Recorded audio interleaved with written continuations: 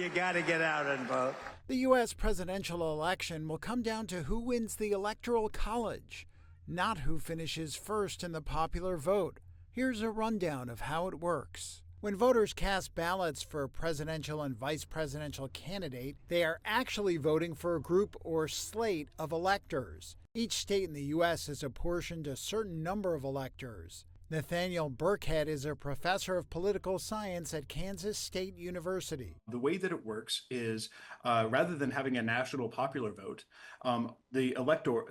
each state has a given set of electors, and the majority of the candidate who gets the majority in that state will then have those electors meet in what we call a college to actually formally cast a vote for president. Electors are typically party loyalists who pledge to support the candidate who gets the most votes in their state. Each elector represents one vote in the Electoral College. Nationally, there are a total of 538 electors who make up the Electoral College, and a candidate needs the support of 270 to win the White House. Congress officially counts the votes after all 50 states have made their selections. This will happen on December 17th this year. The votes for President of the United States are as follows.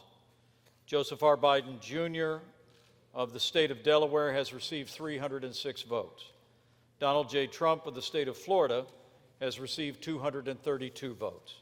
The system mandated by the U.S. Constitution was a compromise between the nation's founders, who debated whether the president should be picked by Congress or through a popular vote. The number of electors that each state receives is based on the number of representatives it has in Congress, which is based on the size of its population. Wyoming is the least populous state, and California is the most. So Wyoming has one member of the House of Representatives and 2 senators. That means that they've got 3 Electoral College votes.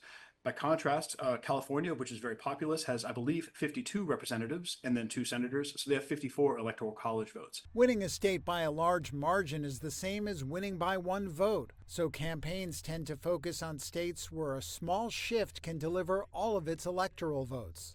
In 2000, Republican George W. Bush won the presidency but lost the popular vote. In 2016, Republican Donald Trump did the same, sparking calls for reforms to the winner-take-all system of Electoral College votes in all but 2 U.S. states. Congress tried to repair flaws that were exposed after the 2020 election, when Trump falsely claimed he won and protesters stormed the Capitol seeking to overturn the result. In 2022, Congress passed the Electoral Count Reform Act to clarify that each state's governor or other official chosen by the state will certify the state's election results before they are delivered to Congress. Abolishing the Electoral College would require a constitutional amendment.